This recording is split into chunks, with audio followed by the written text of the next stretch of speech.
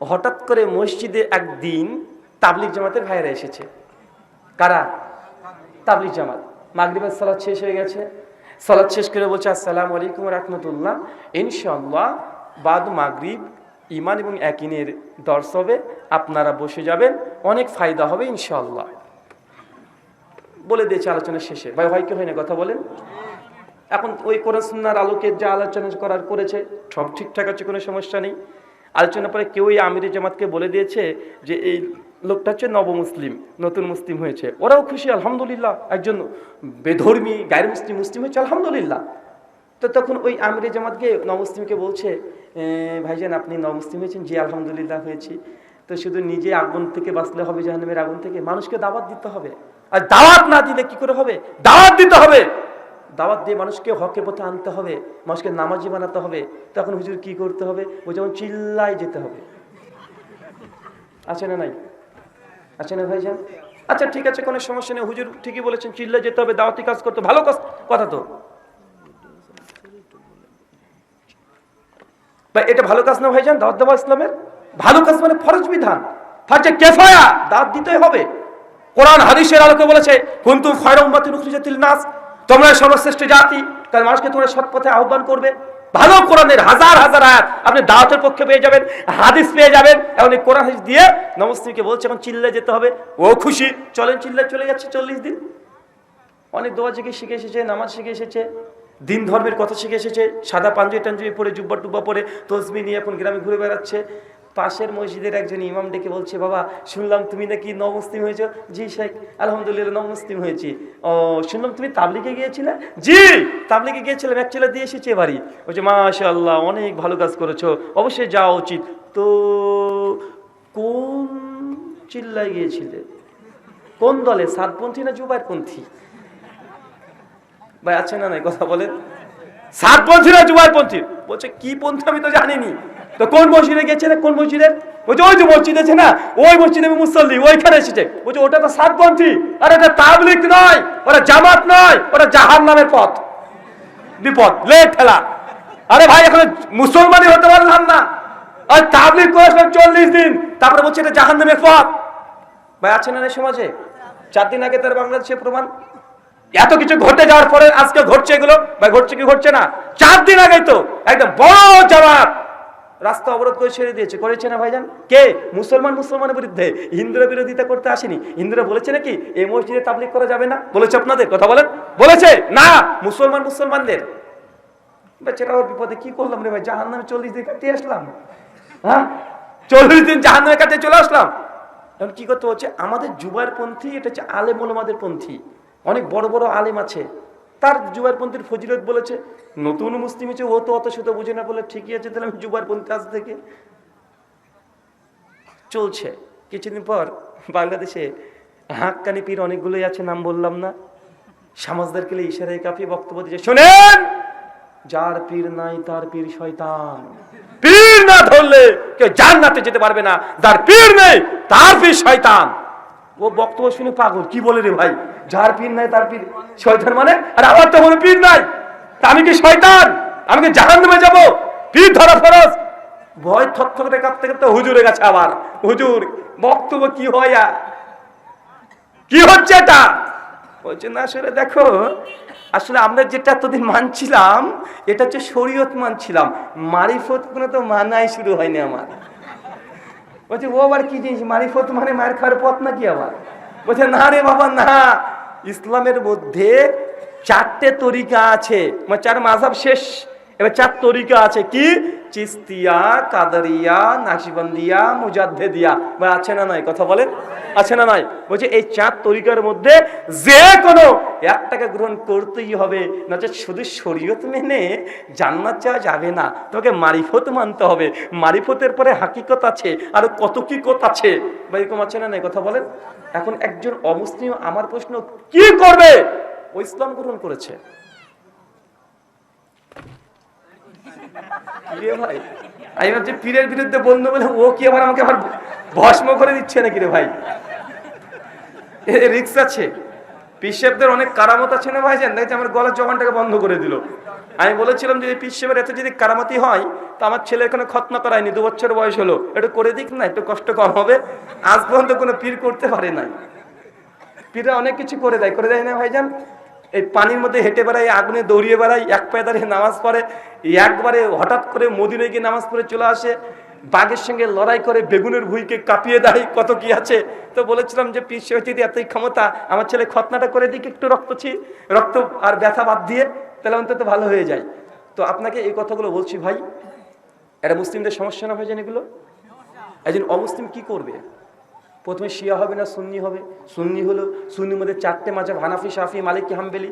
একটা হানাফি হয়ে গেল, হানাফির মধ্যে 3টে আবার ভাগ, দেবন্দি বেরোলবি, আবার ফুরপুরা, দেবন্দির মধ্যে আবার 2টো ভাগ, দেবন্দি হায়াতি, মামাতি, হায়াতির মধ্যে আরো 3টে ভাগ, তাবলিগ জামাতের মধ্যে আবার ভাগ, আবার তরিকা গ্রহণ করলো কি চিস্তিয়া। বলছে শুধু চিস্তিয়া তরিকা মানলে হবে না, ওটা তো অনেক পুরাতন তরিকা, এখন লোকাল পীর সাহেব ধরতে হবে। লোকাল পীর মানে এখন চলে আসছে এবার চিস্তিয়া। এই তো আপনার বাংলাদেশের প্রেক্ষাপটে লোকাল পীর কোনগুলা? চরমনাই, ইনাদপুরি, জোনপুরি, রাজারবাগি, ফুলতুলি, দেওয়ালবাগি, 8টা ছিল, কিন্তু লোকাল পীর এগুলো বাংলাদেশে আছে, এগুলো ইন্ডিয়াতে আছে। কথা বলেন, এগুলো ইন্ডিয়াতে আছে। কেউ যদি বলে পীর ধরা ফরজ, আমার পীর হাক্কানি পীর, তো তোমার পীর, ওই পীর যদি হাক্কানি হয়, ওই পীরের মুরিদ তো আমাদের ভারতবর্ষে নাই, আমরা জাহান্নামে যাবো নাকি? তোমার পীর যদি বাংলাদেশের ওই অমুক পীরটাই যদি হাক্কানি হয়, তাকে বাইরে যদি করাই লাগে, তো ভারতবর্ষে মুসলমান কি ভিসা করে আসবে নাকি? কথা বলে, ভিসা করে বায়াত করতে আসবে? এই আমেরিকার মুসলমান তোমার হুজুরের কাছে আসবে? এই আমেরিকার ইংলিশ ভাষা তোমার হুজুর তো বুঝেই না। ও জান্নাত যাবে কিভাবে? যা টোকিওতে আছে, যা দুবাই, কুয়েত, কাতার, সব বাংলাদেশে চলে আসবে তোমার হুজুরের কাছে বায়াত করতে। আর মুসলমানের মগজে এতটুকু জিনিস নাই যে তুমি তোমার পীরকে বলছো এটাই হক্কানি পীর, এর কাছে বায়াত করতে হবে, না জান্নাত যাওয়া যাবে না। সৌদি শেখ সুদাইসকে আসতে হবে আপনার হুজুরের কাছে বায়াত করতে। কথা কি বুঝতে পারছেন? আল্লাহ সুবহানাহু ওয়া তাআলা এই কথা বুঝে তৌফিক দান, সকল বলি আমিন। তার মানে বোঝা গেল মুসলিম উম্মার মতভেদের কারণ উৎসগত ভিন্নতা। ইসলাম মানবো কিভাবে মানবো, ইসলাম কোনটা, কি দেখে, সোর্স কি, এই মতভেদ যতক্ষণ পর্যন্ত খতম না হচ্ছে ততক্ষণ পর্যন্ত মুসলিম উম্মার মধ্যে একতা আসা সম্ভব নয়। আর ঠিক করতে হবে। আল্লাহ ঠিক করে দিয়েছিলেন, আল্লাহ নবীর কথা মানিনি। আল্লাহ কোরআন মাজিদে বলছেন, সূরা নূর সূরা 24 আয়াত 63, আল্লাযীনা ইউখালিফুনা আন আমরিহি আন তুসিবাহুম ফিতনা আন ইউসিবাহুম আযাবুন আলীম। আল্লাহ কোরআন স্পষ্ট বলে দিয়েছে, যারা আমার নবীর বিরুদ্ধে আচরণ করবে, নবী যে আদেশ করেছে, আল্লাযীনা ইউখালিফুনা আন আমরি, আমার নবী যা আদেশ করেছে এর বিরুদ্ধে যাবে, আন তুসিবাহুম ফিতনা, আমি তাদেরকে ধরে এই দুনিয়াতে ফিতনার মধ্যে জর্জরিত করে দিব, ফিতনার মধ্যে চুবিয়ে রাখবো। কে বলেছে? কথা বলেন। আল্লাযীনা ইউখালিফুনা আন আমরি আন তুসিবাহুম ফিতনা, যারা নবীর বিরুদ্ধে আচরণ করবে আমি দুনিয়াতে তাকে ফিতনার মধ্যে আক্রান্ত করে দেব। ফিতনার মধ্যে আছেন মনে হচ্ছেন আপনি? কথা বলেন। গোটা বিশ্ব জগতে মুসলিম জাতি নির্যাতিত, নিষ্পেষিত, লাঞ্ছিত, বঞ্চিত, পদদলিত। গোটা বিশ্ব জগতে মুসলিম জাতি আজকে মার খাচ্ছে। 1 বছর 1 মাস হয়ে গেল ফিলিস্তিনের মুসলমানরা আজকে মার খাচ্ছে। আজকে তাদের রক্ত দিয়ে ইহুদিরা গোটা বিশ্ব জগৎকে দেখাচ্ছে যে তার রক্ত নিয়ে হোলি খেলা খেলছে।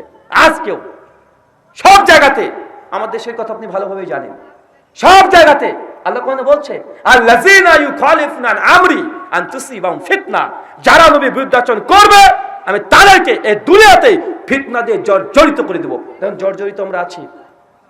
আন ইউসিবাহুম আযাবুন আলীম, পরকালে তার জন্য আরো ভয়ঙ্কর শাস্তি আছে। দুনিয়ায় ফিতনা, পরকালে শাস্তি। আল্লাহ দুটো দিয়েছে। অপরাধ নবীর বিরুদ্ধে আচরণ করা। কি করা? কথা বলেন। কি করা? বিরুদ্ধে আচরণ করা। দেখেন কতগুলো করছেন। সকালবেলাতে দাড়ি চেঁচে আপনি অফিস যাচ্ছেন, নবীর বিরুদ্ধে আচরণ করছেন না? আল্লাহ আপনাকে বলেছিলেন, নবী বলেছিলেন বিয়ের বয়স হলে বিয়ে করতে হবে, করেননি। কি করেছেন? প্রেম করেছেন, ভালোবাসা করেছেন, পরকীয়া করেছেন। দেখেন আজকে আপনার বউ অন্য কারোর সঙ্গে পরকীয়া করছে, দুনিয়ার ফিতনার মধ্যে পড়ে আছেন আপনি। আছেন না নাই? কথা বলেন।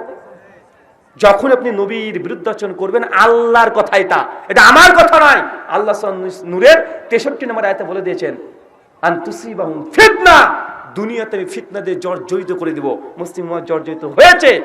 আমরা তো সাধারণ মুসলমান, আমরা তো সাধারণ মুমিন, সবচেয়ে মুমিনদের মধ্যে সর্বশ্রেষ্ঠ মুমিন কারা? নবীর সাহাবীরা। কারা বলেন তো? কারা? সাহাবীরা। আল্লাহ সাহাবীদেরকে ছাড়েনি। নবীর বিরুদ্ধাচরণ করেছে, আল্লাহ সাহাবীদেরকেও ছাড়েননি। মনে আছে ওহুদের যুদ্ধের কথা? সহিহ বুখারী কিতাবুল জিহাদ, ওহুদের যুদ্ধ অধ্যায়, হাদিস নাম্বার 3039। আল্লাহ নবী ওহুদের যুদ্ধে সাহাবীদেরকে নিয়ে যাচ্ছে। নবী আগে থেকে বুঝে নিয়েছে এই যুদ্ধে মুসলিমদের পরাস্ত হওয়ার সম্ভাবনা বেশি। আল্লাহ নবী তখন পরামর্শ করছে সাহাবীদেরকে যে আমি একটা স্বপ্ন দেখেছি, ভয়ঙ্কর স্বপ্ন দেখেছি, আমার মনে হচ্ছে এই যুদ্ধে আমরা পরাস্ত হতে পারি। সাহাবীদের সঙ্গে পরামর্শ হচ্ছে কি করা যায়। সাহাবীরা এক একজন এক এক পরামর্শ দিতে শুরু করেছেন। আল্লাহ নবী তখন বলেন যে না, আমাদের রণকৌশল চেঞ্জ করতে হবে, যুদ্ধে আমরা যাবই। ওহুদের প্রান্তে চলে আসলেন আব্দুল্লাহ বিন জুবাইর আল আনসারী রাদিয়াল্লাহু তাআলা আনহু, সাহাবী রাসূলুল্লাহ নবীর সাহাবী। ওই সাহাবীকে বললেন, শোনো, তোমার সঙ্গে 50 জন সৈনিক দিয়ে দিলাম। কতজন? 50 জন। সবার হাতে তীর থাকবে, আর ওহুদের গিরিপথ আছে, গিরিপথ, ওই গিরিপথের চূড়ায় তোমরা দাঁড়িয়ে যাবে 50 জন গোল হয়ে, একদম ঘিরে ধরবে উঁচু থেকে। যখনই কাফেররা দূর থেকে আসবে, যুদ্ধ শুরু হয়ে যাবে, উপর থেকে তীর নিক্ষেপ করবে। কেন? আগে থেকে আশঙ্কা করেছেন মুসলিমদের পরাস্ত হওয়ার সম্ভাবনা বেশি। আর আপনারা যারা গিয়েছেন ওহুদের প্রান্ত দেখে আসবেন। ওহুদ মানে ওহুদের পাহাড়। হাদিসে দেখবেন ওহুদের ব্যাপারে অনেক কথা এসেছে। কেন জানেন? কেন বলছেন? কেউ যদি জানা যায়, যদি শরীক হয়, তাহলে এক ওহুদ মানে এক রাত নেকি পাবে। এক রাত মানে কি? এক ওহুদ পাহাড়। ওহুদ পাহাড়ে মিসাল দিচ্ছে না অনেক জায়গায়, অনেক জায়গায়। ওহুদের এত গুরুত্ব কেন? বিজ্ঞানীরা, সৌদির বিজ্ঞানীরা, তারা কয়েক বছর আগে তারা রিপোর্ট করেছে যে ওহুদের পাহাড়ের নিচে স্বর্ণের পাহাড় পেয়ে গেছে। তার মানে নেকি মানে কি বুঝতে পারছেন তো এবার? কেন বারবার হাদিসে আসে যে ওহুদ পাহাড় সমান নেকি, ওহুদ পাহাড় সমান নেকি? আরে ওহুদ পাহাড় তো না, ওটা সোনার পাহাড়। সোনা পাওয়া গিয়েছে ওখানে। মানে এই জানাজে যদি আপনি উপস্থিত হন, হাদিসের ভাষা অনুযায়ী ওহুদ পাহাড়ে যত কোটি টাকার, যত মিলিয়ন ট্রিলিয়ন টাকার স্বর্ণ আছে, ওই সময় পরিমাণ নেকি আপনি আমল নামে চলে যাবে। হাদিসে বারবার আমি বুঝতাম কেন ওহুদ পাহাড় বলে রে ভাই, ওহুদ পাহাড় তো খুব বেশি বড় না, কেন এই পাহাড়ের কথা এত বলা হয়? পরে দেখছি ওহুদ পাহাড় তো না, নিচে সোনা পেয়ে গেছে, সোনা আছে, সোনার খনি পেয়ে গেছে। তো ওহুদ পাহাড়ের ওহুদের প্রান্ত যেটা, সেটা একদিক দিয়ে ঢুকতে পারবেন আর এক দিয়ে বের হতে পারবেন, মাঝখানে তৃতীয় কোনো পথ নেই। মানে একটাই ঢোকার গেট, একটাই বের হওয়ার গেট। এখন মডার্ন ভাবে অনেকগুলো গেট করে দিয়েছে, কিন্তু সেই সময় একটা ঢোকার গেট ছিল আর এক দিক দিয়ে বের হওয়ার গেট ছিল, দ্বিতীয় কোনো গেট ছিল না। আর আল্লাহ নবী তিনি বুঝতে পেরেছেন যে একবার যদি ঢুকে পড়ে, তাহলে আমাদের এর মধ্যে সীমাবদ্ধ থাকতে হবে, পালানোর কোনো জায়গা নেই। আর শত্রুকে যদি পালাতে হয়, অমুক জায়গাতে তীর যদি নিক্ষেপ করে, শত্রুরা ঢুকে সঙ্গে সঙ্গে সোজা দৌড় মারবে, পালাতে পারবে, পালিয়ে চলে যাবে। তো আল্লাহ নবী এইভাবে বিভিন্ন সাহাবীকে পজিশন করে দিলেন, ওহুদের প্রান্তকে ঘিরে ধরলেন। কাফেররা চলে এসেছে ওহুদের প্রান্তে, এসে তারা পতাকা উত্তোলন করে দিয়েছে। আর যাহা পতাকা উত্তোলন করে দিয়েছে, সঙ্গে সঙ্গে যুদ্ধ শুরু হয়ে গেল, তুমুল যুদ্ধ। ওই যুদ্ধের বিস্তীর্ণ ব্যাখ্যা আমি করছি না। যুদ্ধ কেমন হতে পারে, কত ভয়ঙ্কর হতে পারে, ওটা আপনারা জানেন, ওটা আপনারা বুঝেন।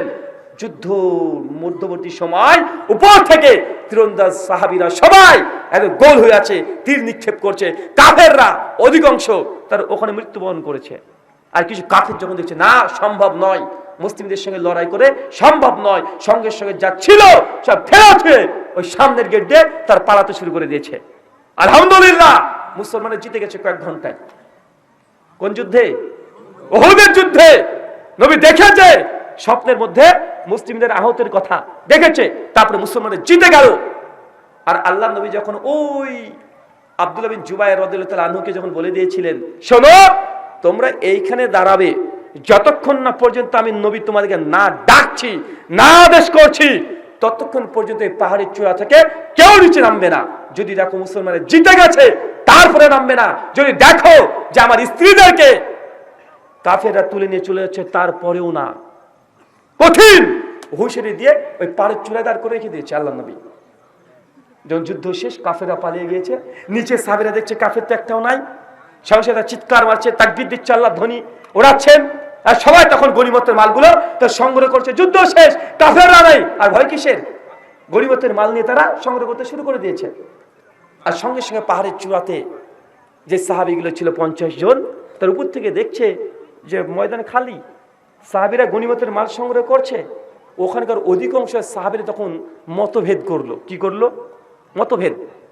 কিছু সাহাবী, ওখান থেকে অধিকাংশ সাহাবী তার নিচে নামতে যাচ্ছে, তাকবীর দিচ্ছে, আল্লাহু আকবার তাকবীর দিচ্ছে।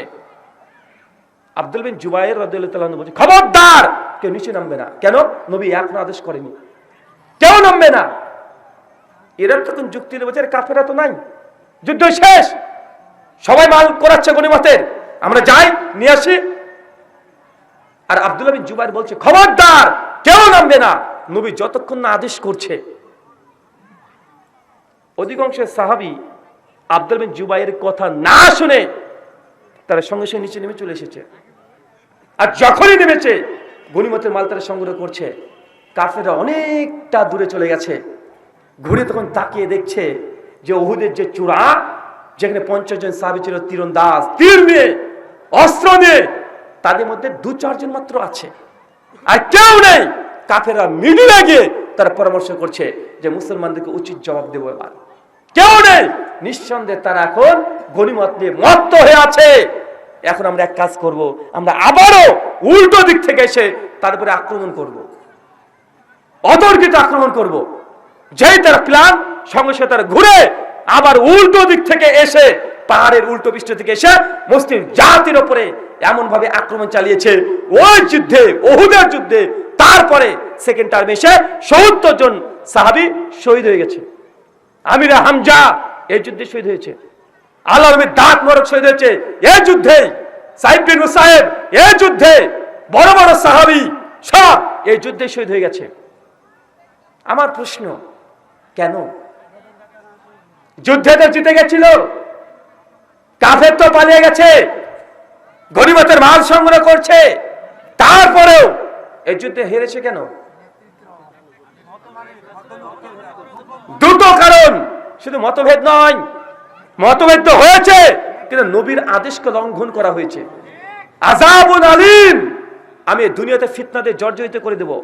আল্লাযীনা ইউখালিফুনা আন আমরি আন তুসিবাহুম ফিতনা আন ইউসিবাহুম আযাবুন আলীম, যা নবীর আদেশকে লঙ্ঘন করবে তাদের উপরে আমি আল্লাহ এই দুনিয়াতে আযাব দেব। সাহাবীদের জন্য এটা আযাব নয়, তার জান্নাতের পথিক, তার জান্নাতে চলে গেছে, শহীদ হয়ে গেছে তারা।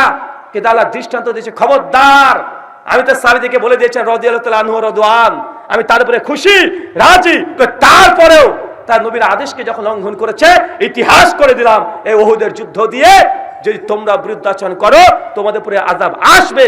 দেখেন, একটা সাহাবীরা নবীর আদেশকে লঙ্ঘন করার কারণে 70 জন শহীদ, দাঁত মোবারক নবী চলে গেছে। সবচেয়ে ভয়ঙ্কর ক্ষতি হয়েছে উহুদের যুদ্ধে। আজকে মুসলমানরা আমরা কত জায়গায় নবীর আদর্শকে লঙ্ঘন করছি, আযাব আসবে না? আর কিভাবে আপনাকে বোঝানো যায়? কোরআনের এই একটা আয়াত, একটা হাদিসই যথেষ্ট। এই কথা বলতে আমার জিহ্বা কাঁপছার একটা ঘটনা কোরআনে আছে। সূরা আম্বিয়া খুলবেন, 51 থেকে 58 নম্বর আয়াত, সূরা সাফফাত 140 থেকে 147 নম্বর আয়াত। একজন নবীর কাহিনী আছে, নবী ইউনূস আলাইহিস সালাম, জিহ্বা কাঁপে কথাগুলো বলতে গেলে। নবী ইউনূস আলাইহিস সালাম তার কওমকে দাওয়াত দিয়েছে, দীর্ঘদিন দাওয়াত দিয়েছে। দাওয়াত দিয়ে যখন কেউ দাওয়াত গ্রহণ করে না, ইউনূস আলাইহিস সালাম রেগে গেলেন কওমের উপরে, আমার কথা কি শুনে না। আল্লাহ জানিয়ে দিলেন, ইউনূস, তোমার দাওয়াতকে গ্রহণ করছে না, আমি তোমার জাতিকে ধসিয়ে দেব, ধ্বংস করে দেব। নবী ইউনূস আলাইহিস সালামের সঙ্গে সঙ্গে তার কওমকে জানিয়ে দিলেন, শোনো, আল্লাহ ওহী নাযিল করেছে, যদি তোমরা আবার সৎ পথে ফিরে না আসো, আল্লাহর ওহীর দিকে যদি ফিরে না আসো, আল্লাহ জানিয়েছে যে তোমাদেরকে সব ধ্বংস করে দিবে আল্লাহ। সেই সময় নবী ইউনূসের কওম তখন ভয় থরথর করে কাঁপছে। ইউনূস আলাইহিস সালাম বলে সঙ্গে চলে এসেছে, এই মেসেজ দিয়ে চলে এসেছে যে শেষ কথা তোমাকে বলে গেলাম, আল্লাহ আযাব দিবে তোমাদের উপরে, আল্লাহ জানিয়ে দিয়েছে। ইউনূস আলাইহিস সালামের কওম সঙ্গে সঙ্গে সবাই বলছে, এ তো নবী, মিথ্যা কথা বলে না, নিঃসন্দেহে আল্লাহ এই কথা বলেছে তাকে, তার জন্য বলেছে যে আমাদের উপরে আযাব আসবে। আমাদের পূর্বেও অনেক কমকে আল্লাহ ধ্বংস করে দিয়েছে, সঙ্গে সঙ্গে নবী ইউনূস আলাইহিস সালামের কওম সবাই একত্রিত হয়ে তওবা পড়তে শুরু করে দিয়েছে, ইস্তেগফার পড়তে শুরু করে দিয়েছে, সঠিক পথ শিরক ছেড়ে দিয়ে তাওহীদের পথে চলে এসেছে। আর নবী ইউনূস আলাইহিস সালাম এই খবরটা জানতেন না যে তার কওম তওবা করে ফেলেছে। ইনসান তো চলে এসেছে খবর দিয়ে, অনেক দূরে চলে এসেছে। নিবেস নামক একটা শহর ইরানের ওই জায়গাতে চলে এসেছেন। তিনি আর ফিরে যাবেন না, নিয়াত করে নিয়েছেন। তারপরে ইউনূস আলাইহিস সালাম তিনি একটা নৌকাতে চেপেছেন সমুদ্রে। ভাই ঘটনা জানেন না ভাইজান? মাঝখানে গিয়ে জাহাজটা থেমে যায়। জাহাজে বণিকরা বলছে যে এইভাবে থেমে যাওয়ার মূল কারণ হচ্ছে এটা যে কেউ এখানে আল্লাহ সুবহানাহু ওয়া তাআলার আদেশকে লঙ্ঘন করেছে। কে করেছে? তার লটারি করে বারবার, আর নবী ইউনূস আলাইহিস সালাম নাম বারবার চলে আসে। নবী ইউনূস আলাইহিস সালামকে বলে, নবী ইউনূস আলাইহিস সালাম তো স্বীকার করে না, জি হ্যাঁ এরকম হয়েছে। তখন নবী ইউনূস আলাইহিস সালামকে ধরে বণিকরা তখন সমুদ্রে ফেলে দেয়। বড় একটা তিমি মাছ এসে তাকে গিলে খেয়ে নেয়, পেটের মধ্যে চলে যায়। বিভিন্ন বর্ণনা এসেছে, কেউ হচ্ছে 1 ঘন্টা, কেউ হচ্ছে 3 দিন, কেউ হচ্ছে 7 দিন। ইসরায়েলি রেওয়াজ 3 দিন, এটা বাইবেলেও আছে। গসপেল অফ মার্ক, ম্যাথিউ 12 অধ্যায় 39 নম্বর ভার্সে আছে। 3 দিন মাছের পেটের মধ্যে ছিল। এই ঘটনাতে কি বোঝা যায়? ইউনূস আলাইহিস সালামের উম্মত কি করেছিল? তওবা করেছিল। কেন? নবীর কথাকে তারা হক মেনে নিয়েছে। উম্মতের কি হয়েছে দেখেন, তারা কাফের মুরতাদ, তারপরেও তারা জানে, তারা মানছে না। যখনই শুনছে আযাবের কথা সঙ্গে সঙ্গে তওবা ইস্তেগফার করতে শুরু করে দিয়েছে। আল্লাহ সুবহানাহু ওয়া তাআলা তাদের এই তওবাকে গ্রহণ করে নিলেন। আল্লাহ এই নবী ইউনূসের কওমকে ধ্বংস করলেন না। নবী ইউনূস আলাইহিস সালাম অবাক যে আল্লাহ আমাকে বললেন যে কওমকে ধ্বংস করে দিব, আমি তাকে বলে আসলাম, এখনো কম ধ্বংস হয় নাই, তাহলে তারা তোমাকে মিথ্যুক বলবে, মিথ্যুক প্রমাণ হবে না?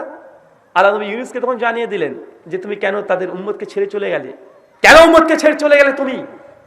আল্লাহ নবী ইউনূসের উপরে আযাব দেননি, বরং তিনি কি করেছেন? বুঝিয়ে দিলেন যারা সমাজ সেবা করছে, সমাজকে সংস্কার করতে চাচ্ছে, তাদের দায়িত্ব শেষ পর্যন্ত টিকে থাকা এই মাঠে। আল্লাহ সুবহানাহু ওয়া তাআলা আমাদের বোঝার তৌফিক দান করে, সকলে পড়ি আমিন আমিন। আপনাকে আমি আবারও বলছি, আল্লাহ বলছেন আল্লাযীনা ইউখালিফুনা আন আমরি আন তুসিবাহুম ফিতনা আন ইউসিবাহুম আযাবুন আলীম। যারা আল্লাহ নবীর আদেশকে লঙ্ঘন করেছে তাদেরকে আমি দুনিয়াতেই আযাব দিব। যত আযাব আসছে আজকে নবীর বিরুদ্ধে আচরণ করার জন্য, পরিবর্তন হতে হবে। পরিবর্তন যদি না হন এই আযাব কোনোভাবে রোধ করা সম্ভব নয়। একটু আগে ঘটনা দেখেছি যে সাহাবীদের জামানাতেও আল্লাহ সুবহানাহু ওয়া তাআলা এই দৃষ্টান্ত দিয়েছেন। মুসলিম উম্মার অনেক কটা কারণ বললাম বলেন তো ভাইজান? কটা? টোটাল 3টে।